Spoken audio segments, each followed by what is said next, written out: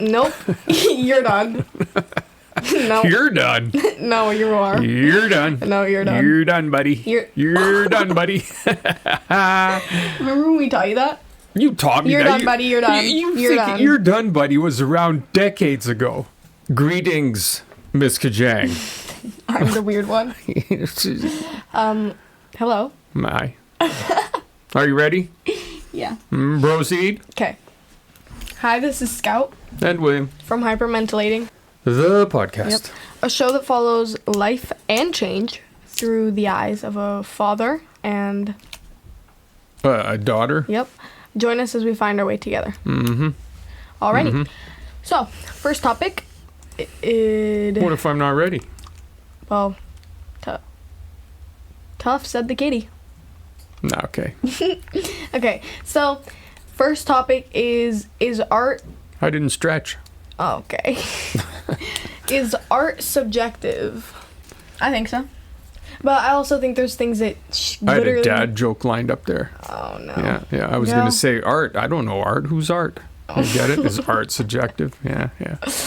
Oh, good one. Yeah. Well, that's why I kept it to myself. My self-filtering system told me that it wasn't funny. It wasn't bad. Well, it wasn't good either. Okay. All right. Is art subjective? I think that, yes, it is. Alongside the other topics we talked about, are they subjective? Like, off the top of my head, Dude, focus. oh, it's talent subjective, like that one. I think that art is very subjective because there could be a piece of, like, a painting that I think is beautiful, but you could think that it's buns. You could be like, that is the worst painting I've ever seen. But I could be like, seriously, I want that hung up in my living room. A while back, a couple of months back, we were talking about slashes across, or the banana stuck to the wall, you know? So sometimes I think that it's neither subjective nor objective, it's just junk. On the topic of art, when Banksy rigged his painting, That guy's brilliant. when it sold for like $2 million, Yeah. and he rigged it for when it gets sold, it would shred itself, that's awesome. Yeah, that was awesome, man. It made it even more valuable. Yeah.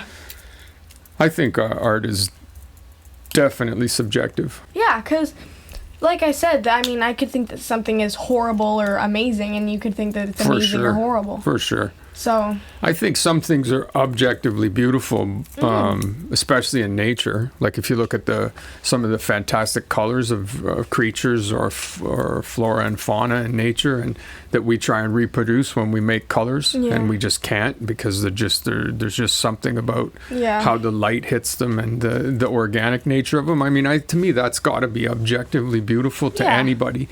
Yeah, So, for sure. but is that art? I mean, to me, it is art. Like what nature does is art. But I'd say we're like more on the I guess that is art. But I mean, it's still the same thing even then, no matter how much I might look at something and say, wow, that's beautiful, or that's art, or somebody else could look at it and say no. Plus, I guess art doesn't always have anything to do with beauty, does it? Like sometimes people make art that's quite ugly or is quite, it's provoking in other ways, isn't it? Yeah. I mean, you know how I feel about modern art. Like, I just truly despise modern art. I mean, I don't think that's not fair. all of it. Yeah. Not all of it, Yeah. but a lot of it. But I hear you for sure. You know, when it's just like symmetrical things on a canvas. I know toddlers that could do that. Well, and now with AI, right? Everybody's pumping out a lot of this, art. Calling it art, and it's just the same thing over and over and over again.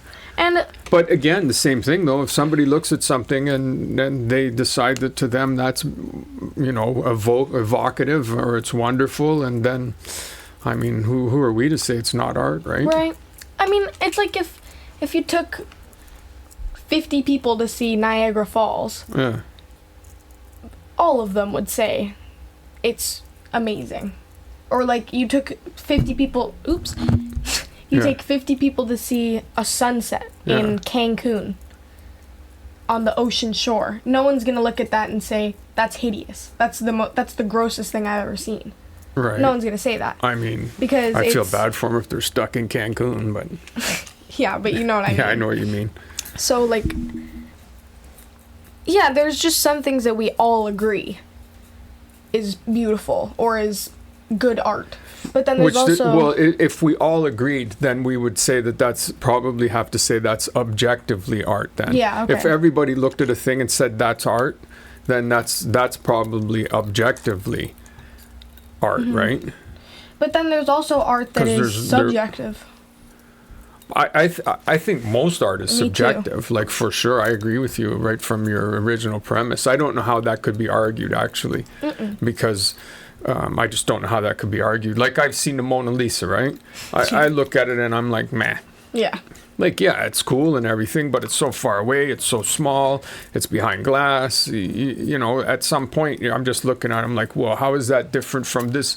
The Louvre is full of, you know, thousands of works of art that, to me, subjectively, look way better than that, or more interesting, or that you know, engender in me more emotion or more interest. Yeah, I mean, I think that a lot of the times with art like that, part of what makes it valuable, or part of what makes it interesting to people, is that it's historical. It's for sure. It became famous because it was, you know, like, oh, that was made by Da Vinci. Da Vinci, yeah. And so people are like, well, that's cool. If you look at it up close, too, like, I've seen studies on it and everything, because I've always been interested, like, why this, you know? Yeah. And there's the craftsmanship, the technique in it is brilliant, right? And there is this wicked way he captures this hint of a smile. Like, is she smiling? Is she scowling? Like, what is she doing? Like the ongoing joke where it's like, where everyone's like, is she smiling? Is she not? You know, haven't you ever seen that skit where it's like, the guy's painting the Mona Lisa. Yeah. And he's like, give us a smile. And she won't do it. And then someone walks in, I guess. That sounds vaguely familiar. And then I think it's actually, it might not be a skit. I think it's from a cartoon. I think it's a commercial, isn't it? I think it's from a cartoon. Yeah. And I think it's from Peabody or like All right. Yeah, whatever. And he walks in. He's like, He does something stupid, and then the Mona Lisa cracks a bit of a laugh. Yeah. And Da Vinci's like, yeah, perfect, that. And so then he paints it. Yeah, I think it is from Peabody, and the one about the time-traveling dog. Oh, yeah. Phil Dunphy is the voice of him. Oh, really? Yeah. I vaguely, that rings a bell. So yeah, like there's things like that. I mean, it always ends up being subjective. Like you said right at the start, what one person sees as art, another. I mean, what's the definition of art? I suppose. Like I'm including nature as artistic, but a lot of people would be like, well, that's different. That's nature. That's not art. Art. So is art something solely that's created? Well, I mean, I'd say like art could be, say you have an empty room in your house and you make it something cool, like you put cool things in it, and maybe you turn it into a cool little reading room. I'd say that's art. But does it need to have a focused process behind it? Does it need to be? Do you need to have to have conceptualized and produced it for a purpose, right? Because if you just do a real cool job of painting the walls in your room and rearranging the furniture, is that art? I don't think that's art. Like if you look at an empty room and you decide that you're going to make a statement by putting something here and creating something for over there, and you've focused and created something in that space. Then that's art.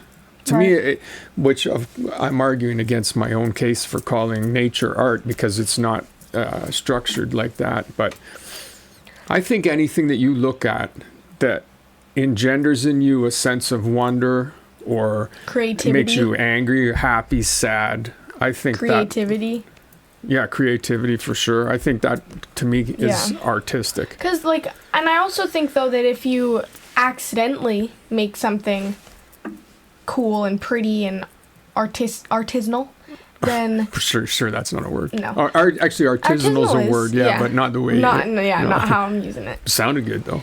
Thank you. Yeah, you're welcome. But if you accidentally paint something cool on your wall with paint, I'd call that art, even if it's accidental. Yeah, sure. I mean, but I think that 9 times out of 10 times. 9 out of 10 times. There you go. 9 out of 10 times, art is more of a focus thing. It's more of something that you are planning or mean to do. I think so. But I think there's so. The odd occasion. Lots of great art has come from great accidents, for sure. Yeah. There you go. You can be an accidental artist. Yeah. All right. Okay. Perhaps that's what nature is. Yeah. An accidental artist. Yeah. And there you go. Next is we're philosophizers. Should some animals not be allowed to be pets? Yes, 100%. Yep. People have animals as pets, and it's like really, seriously, man, what are you, nuts? The boxer, don't tell me his name. Yeah. Mike Tyson. Yeah. And he had that tiger. Yeah, but that's okay. So then it needs to be as far as I'm concerned, Mike Tyson is exactly the person who should have a tiger for a pet. Yeah, but no one should have a tiger for a pet. Well, if anybody should, it would be Mike Tyson. No. He used to wrestle with it. Yeah, I know. Yeah. Animals that should be pets are animals that know what affection is and don't need, and that need people to attend to them in order to survive. If your pet can easily kill you, it probably shouldn't be a pet. Yeah. I'm willing to look at that as the criteria for what kind of an animal should be a pet. Although if it can kill you easily, it shouldn't be a pet. There's some dogs that could maul your face off quite easily. Yeah, and they shouldn't be pets. Yeah. Well, okay. I think that things that should be considered a pet is something that can rely completely on you. That don't have many survival instincts. For example. Well, then why would hamsters. A cat be? A cat shouldn't be a pet. I don't think cats should be pets. Oh, interesting. All right, go ahead. What are you going to say about hamsters? Then we can get back to cats. Hamsters. That is 100% a pet animal. It is tiny, and its lifespan probably wouldn't be longer than 2 weeks without having a home and someone looking after it. So you're justifying your imprisoning of the hamster. Oh my god, Dana showed me a photo of me the other day. I'll show it to you later. And it was me holding Angus up to my face like this, and you could his legs and arms were out to the side, and he was all squished. Hamster, man. He was a good hamster. Yeah. But no, I think that, for example, ferrets shouldn't be pets. That's a wild animal. A ferret is a wild animal. Yeah, but so is a hamster. Okay. A hamster is what they feed snakes. Yeah, but a ferret is food for all kinds of things, man. Yeah, but if you're just talking food chain here, well, then an ant farm. Is an ant farm okay? Ferrets. Are ants pets? No. Why? If some kid has an ant farm in their house, yeah. Well, how is that? Cool. How is that not a pet? It fits your Oh, it is a pet. Yeah. All right, so you could have a pet ant. Yeah, I don't see why not. Could you walk it? No, I don't think the criteria for you can't walk a cat. Okay, let's go back to cats. Well, you could walk a cat. Yeah, but you shouldn't. No, but I've seen people doing it. Okay, cats. Well, it's weird, but I've seen it. There are certain cats that were bred to be pets. Ragdoll cats, inbred cats that are specifically made to be pets, or you paid money for your cat to look like a certain way.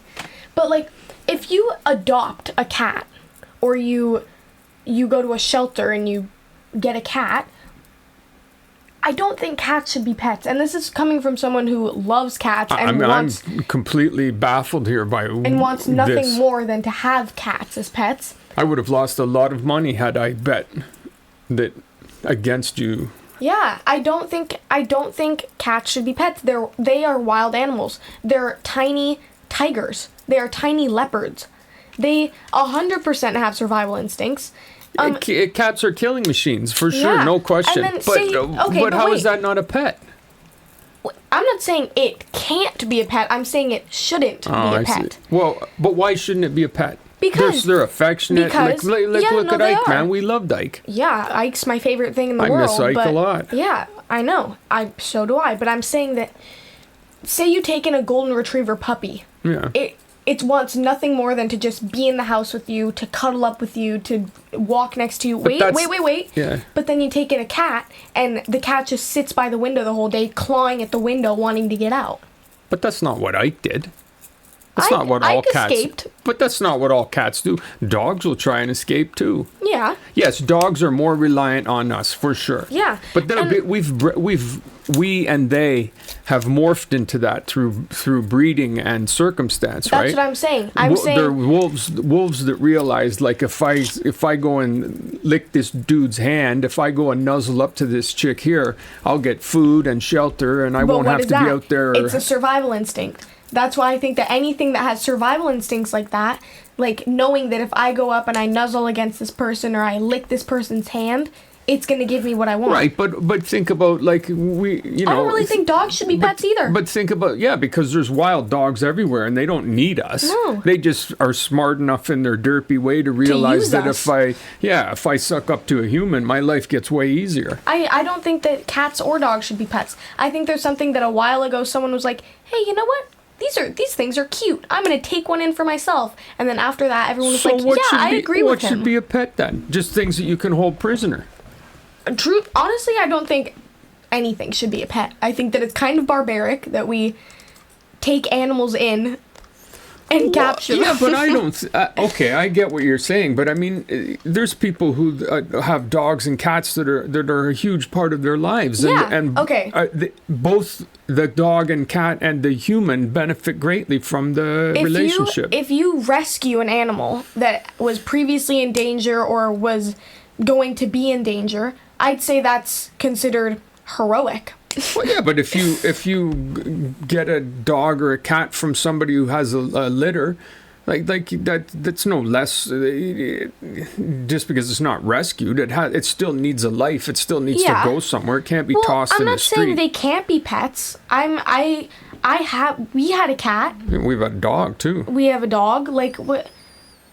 I don't see anything particularly wrong with having a cat or a dog as a pet, but that doesn't stop me from thinking that it's kind of odd that we have animals that live in our house that we look after. I don't really look at them as pets. Like, I never considered any dog I've had as a pet. I considered it more like, I don't know, a friend or a companion. No, me too. And various, not all friends are created equal. So some dogs I've had that I felt a lot more attached to than others. And I felt like, I was responsible for doing things for them and in return, they did things for me, right? Like, we were companions, friends. No, I guess... nothing should be a pet then. But I have had pets, and I love pets. I don't think of them as pets either. No. But that's kind of the problem, because they are still animals.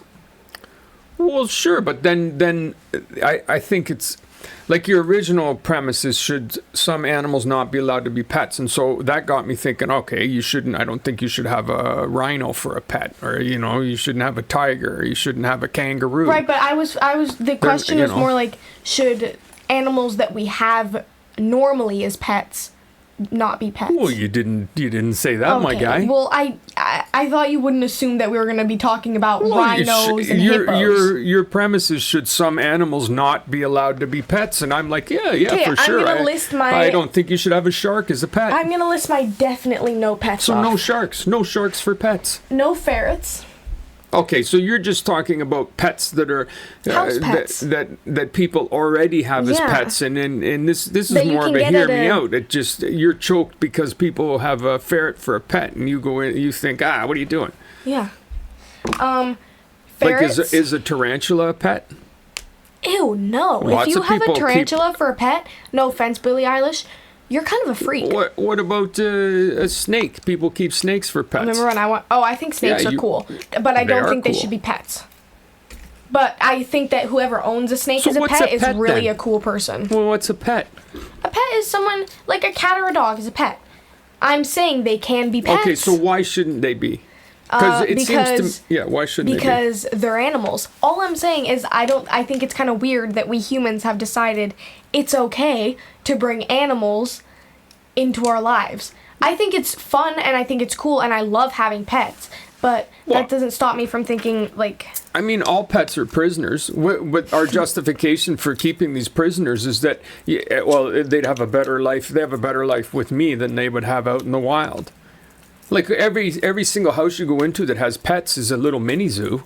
Like you've got a prisoner, and you feed the prisoner, and you clean the prisoner, and you keep the prisoner entertained, and in return, it's a glorified you prison. get to look at the prisoner. Yeah, it's a glorified prison. Well, okay, but that's what pet ownership is. On some level, you're a jailer. Yeah. But that's why dogs and cats are kind of cool, because they have a little more autonomy, don't they? I'm not saying it's wrong to have a cat or a dog as a pet. Yeah. We had one. Yeah. I'm not saying it's bad. All I'm saying is I think it's a bit odd that we collectively, as humans, have decided that it's okay and it's all right to take in wild animals and train them to be house held and to be like, what's the word? Yeah, prisoners. Yeah, to be calm.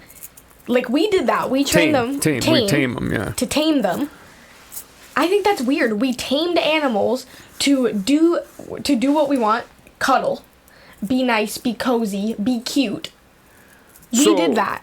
So Dogs it's wolves. occurring to you that humans are, can be quite nasty and controlling. Yeah, dogs are if we hadn't have tamed dogs, they probably would have ended up being like a different thing, a different breed of wolves.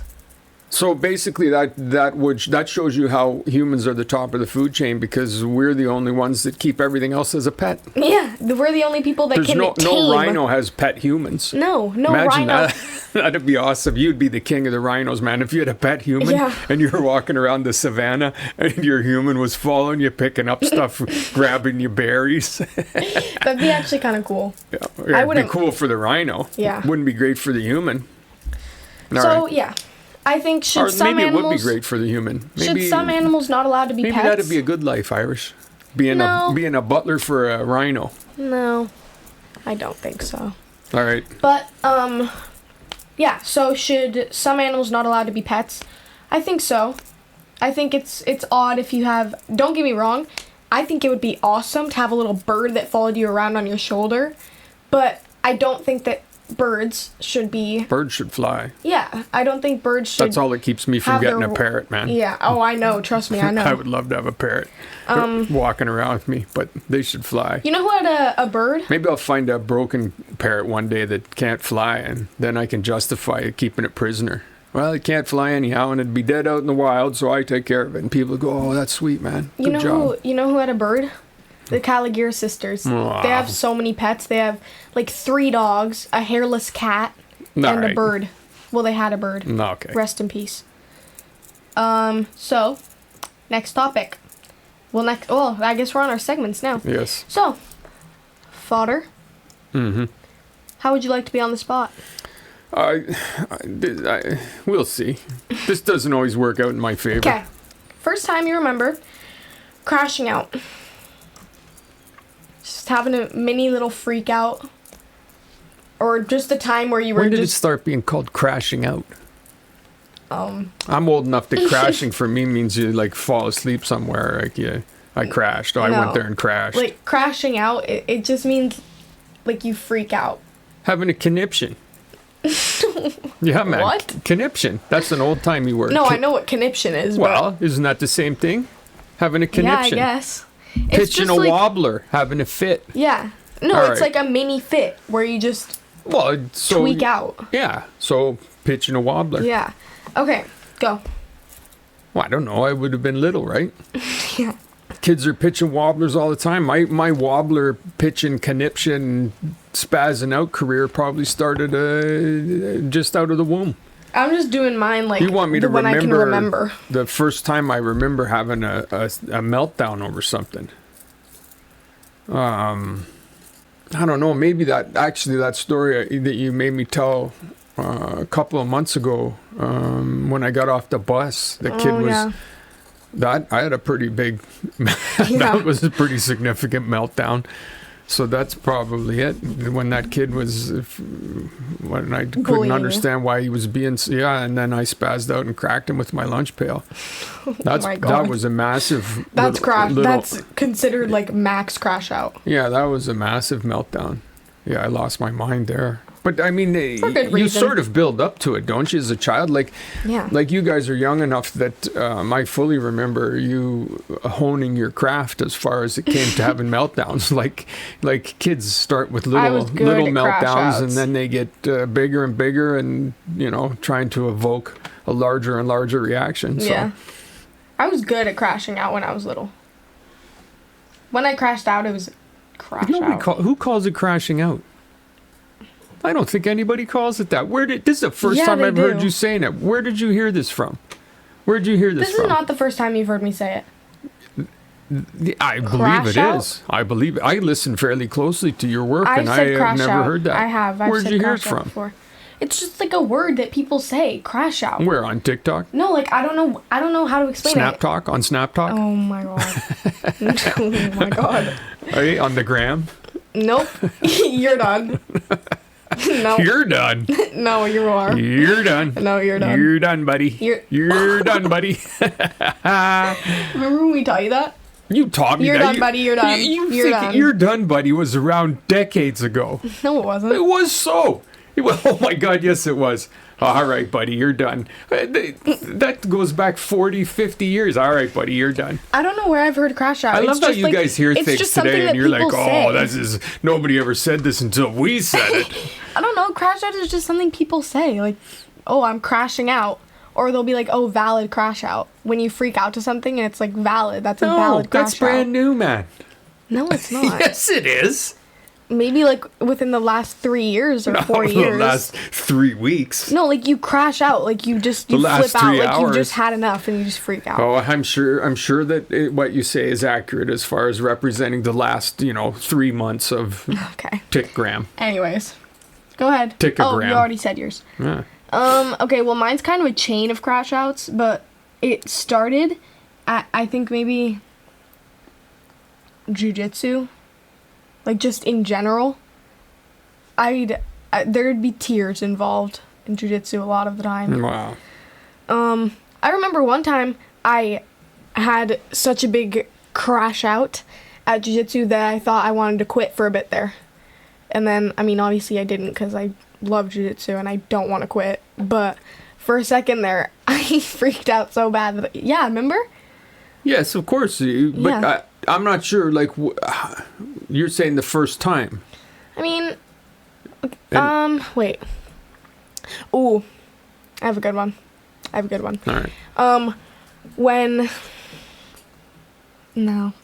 Like keeping you on the rails in jiu-jitsu earlier on in the first few years, it was there was all kinds of times where for both of you, for Madish too, where I had to get your heads out of the oven, like as far as not wanting to do jiu-jitsu anymore. Yeah, but I wouldn't say that was my first crash out. Like, I'm trying to think, because I actually wasn't a crash out kid. I wasn't a fit throwing kid. Neither was Madish. No, I don't think less than you would expect from career children. I guess like in school maybe. Like I honestly I'm trying to think. Well, I think it's a hard one. Yeah, I mean I was having trouble coming up because I do think it's cumulative. You just get bigger and bigger fits. I know what I can remember. One time, Madish and I set out all of our stuffed animals on the hallway in our house upstairs. Yeah, but that's not... No. Trust me, I know where I'm going with this, okay? We set up all of our stuffed animals and we put all of our clothes on them, okay? And then we wrote a note and it said, like, one word to describe you. So when you walked up the stairs... Yeah, and it was like, I know this time, yeah. And so, but then, when you came up and you were like, guys, you can't do this. That's... No. And Paws and I were in bed, and I got mad when Madish and I were in bed, and I got mad at Madish. I tried blaming it on him, and I kind of freaked out at him. Like, very crash out. Freak out. But that wasn't the first time. That's what I can remember. That's what I can remember. I remember that crash out very vividly. So you think that's the first time you ever had a massive conniption? Probably not the first time, but that's the first time I can remember. Because I was like 5. Yeah, I don't know. You guys, I don't know what made you think that was going to be just so brilliant, man. Oh, Dad's going to love this, that he can't get up the stairs because there's 10,000 stuffies on the stairs. And then at the top, there's a note that he just so stupid. All right. And also, wait. And also, you had heard us doing it. So you probably told us about 5 times, guys, go to bed. You're probably like, guys, go to sleep. 5 times every 5 minutes for 5 years. Yeah. All right, child. Okay. Next segment is... That was truly a weird on the spot. Yeah. Hear me out. My hear me out is... Drum roll, please. Sure. Nostalgia. My hear me out is nostalgia because... We're never doing that drum roll again. Why? Wait, we could get Madish to record one for us, a proper one, with using his skills. So, probably the reason that nostalgia and I have a relationship that's kind of on and off is because sometimes the feeling of nostalgia is like magical, like it's just such a nice feeling, but then also sometimes it's kind of like icky. Like, you have a feeling of nostalgia, and it's kind of creepy. Icky. God. What is an example of icky nostalgia? Like you get a feeling of nostalgia, but it's not, like, the good kind. It's the kind that's kind of jolting. Oh, what's nostalgia to you? Nostalgia is, like Madish and I's childhood. Like, nostalgia to me is... Littlest Pet Shop and Shopkins and Barbies. Okay. Like my Barbie dream house and all that kind of stuff. Fair enough. So what's icky nostalgia? Icky nostalgia is like, it's thinking about that, but not in the good way. Because sometimes, wait, let me explain. Sometimes you get nostalgia. I'm waiting for this explanation. Well, sometimes you get nostalgia and you just are kind of like, oh, that's such a nice, like that's so sweet. But other times you'll get nostalgia and you're like of the same memory, but you're kind of... The same memory? You're kind of, like the same memory that you were thinking of that gave you a good vibe, but sometimes it can give you a bad vibe because you're like, that's my childhood, like that's crazy that's a memory, like we have memories like that. I'm going to need an example. Okay. Because so far it's just words, I'm not understanding. Per example, when you... Per example. Yeah. You know, when you're like going to sleep or something. Yeah. And a memory comes into your mind and you're kind of like, oh, that's so nice. I remember doing that. Like, for example, when you would push me on the swings outside of school. Yeah. Like, that's a good memory, right? Got it. But and how would that be a bad memory? It's not that it's a bad memory. It's always a good memory. But sometimes, nostalgia is just a weird thing. Because it's, like, nostalgia gives you, like, this vibe. A certain vibe. I don't know if that's just me, but it gives me a certain vibe. I mean, then sometimes, like, I don't want to feel that. Like, sometimes nostalgia can be creepy. Because it can be, like... icky, creepy. I don't... like, I get how sometimes it can make you feel sad or melancholic because you're thinking, man, that was cool. Or you could remember a horrible memory, but... That's not nostalgia. Like, nostalgia is nostalgia not that pull, that allure of the past. Like, there's something nostalgic. That's nostalgic. Yeah. But I don't think people describe like maybe if you were in a car crash, you don't look back on it with that's not nostalgic. Oh boy, I remember the car crash days. No, because nostalgic, it gives you that vibe, that like pull to that memory, right? Yeah. But sometimes it's like the bad kind of pull. It's like I don't even know how to explain it. And maybe I'm the only one that feels this. But sometimes when I get nostalgic... Give me an example. No, I can't. I'm trying to. Okay, so I'm pushing you on the swing. How does a memory like that... It's always a good memory. It's like it's never a bad memory. And it never turns like into a bad memory. It's just that sometimes it doesn't give me... The vibe just isn't there. Like, it's not the same as it might have been last time I remembered that memory. Like, it just sometimes it depends on everything. Like, I don't know how to explain it to you. I'm trying to explain it to you. But sometimes nostalgia is not the good kind of nostalgia. Like, sometimes it's just kind of creepy. Like, I guess we're not defining nostalgia in the same way. Like for me, nostalgia is, if something's nostalgic, it's something that is representative of the past, and so it's like, oh yeah, I remember that, or oh yeah, those things, or oh yeah, that we used to eat those, or oh, that tune, I haven't heard that in 20 years, or oh, I haven't seen that TV show in forever. Yeah, but exactly. For example, like a musical tune. Yeah. I'll think of a musical tune sometimes, but then I'll just get like a bad vibe, and then I'll have to stop thinking about it. But then other times, bad vibe? I don't know how to I'm trying to explain it to you, but I can't. Sometimes I'll think of something. But what is the vibe? You're not really explaining the vibe. It makes you feel scared. It makes you feel angry. It makes you. It just makes me feel kind of icky. That's the word I'm using to explain it. Icky, yes. But icky, okay, so maybe it's semantics, and we're reaching into the bottom of the word barrel here to try and understand semantically, because I don't think icky is particularly one of the top shelf words. But icky is a good word, but we're not defining it the same way then, because to me, icky's a gross, creepy dude in a park in a trench coat. Yes, like, sometimes that's how it makes me feel. That's how nostalgia makes me feel sometimes. Like a gross, creepy guy in a park is walking through your field of vision? No, it makes me feel like I'm being watched. That's how it makes me feel. Sometimes when I feel nostalgic, it makes me feel like I'm being watched. Oh, okay. That's the perfect way to explain it. That was worth grinding towards a descriptor. You know how you're walking sometimes and you just feel like you're being watched?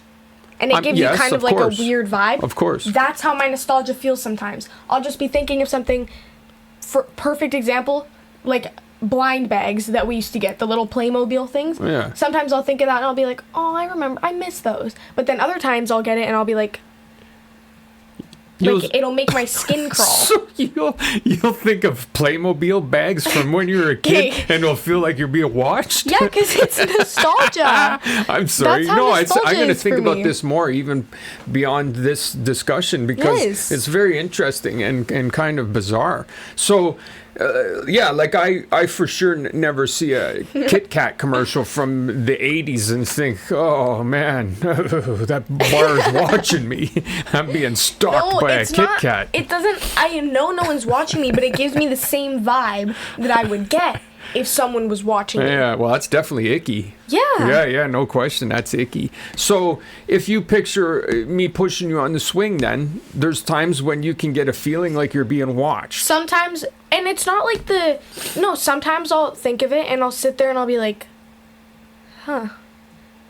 Because nostalgia will just sometimes give me that kind of vibe. Like, I don't know how else to explain it. It's never like a take me out of this memory. You know what? You know what this is?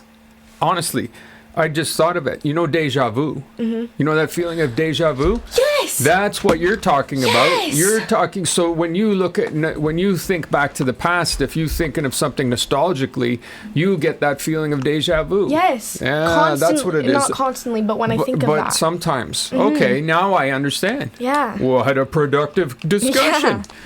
That's interesting. So you get the feeling of that can evoke in you a feeling of déjà vu. Mm-hmm. Interesting. That's kind of cool, actually. If you can cut out the icky part, that adds a certain flavor to a memory. Yeah, I don't know, man. I don't know. It still feels like I'm being watched, though. No matter how much I'm like, no, it's just it's but just that's a feeling. But that's the déjà vu thing, isn't it? Like you're just like, whoa, what's going on here? I know this happened before, and so it's the same kind of vibe. And you're like, whoa, so for you, it's like you're going back to the memory, and you're feeling like you're part of it. You know what it is, Irish? You're the one doing the watching. Yeah, probably. You're watching your version of the thing happening, and then you in the thing are feeling like you're being watched by you watching the memory. All I know is that it's boom, weird, and I don't like it a lot of the time. And that was done without the aid of anything, that whole sentence. Good job. Yeah, thank you, man. I feel pretty proud. All right. That's very interesting, though, actually. Yep. There you go. Mm-hmm. Episode the 32nd, Miss Kajang. Yep. Successfully completed. Definitely. I love you very much. I love you too. I look forward to next time. Me too. Mm-hmm. Mm-hmm. Okay. All right, then. I love you. I love you.